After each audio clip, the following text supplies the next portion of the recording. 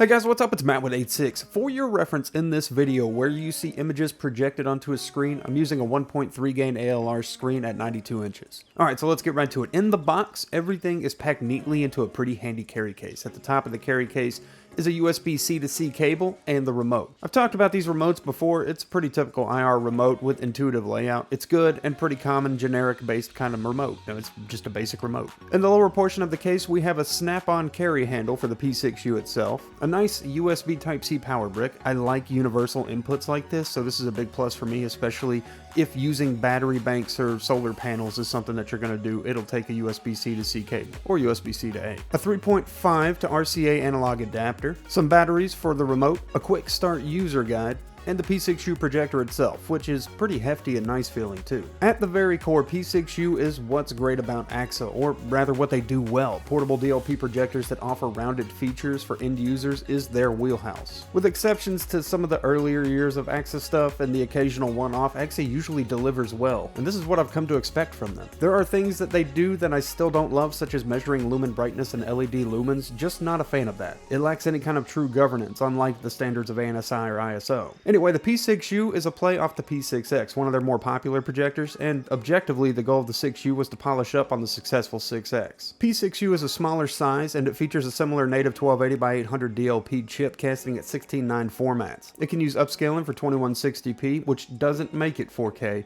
but rather capable of displaying 4K formats at 30 Hz. If we aim for that 1080p range, we achieve 60 Hz as can be seen here. The P6U utilizes a variant of Android TV 9, which we'll talk more about in a sec. It also has USB-C mirror modes, which is essentially USB-C display port over USB-C.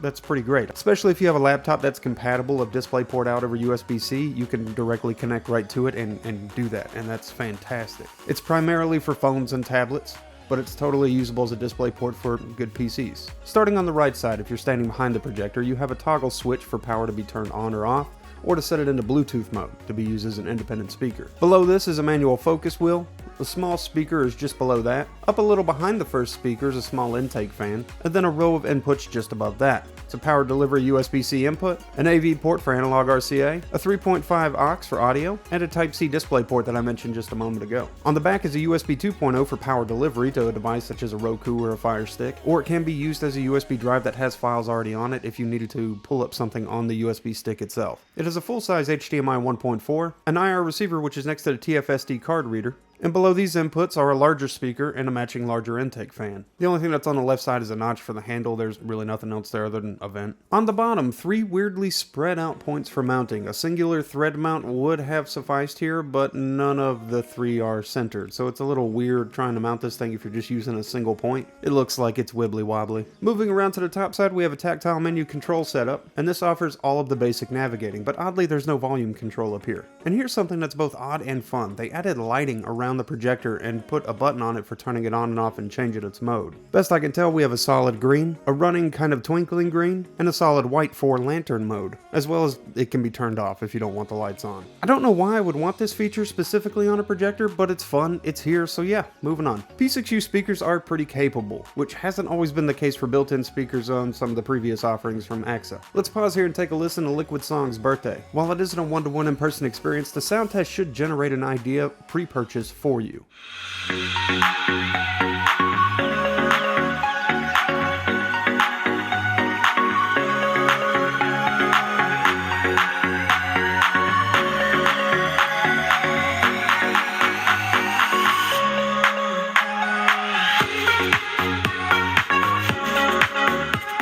You may still be desiring a little bit more from your audio, and to AAXA's credit, they continue to provide the 3.5mm aux out, as well as the ability for Bluetooth pairing with capable speakers. While on the topic of sound, let's listen to the fans under load while cooling to give you an idea of what to expect there.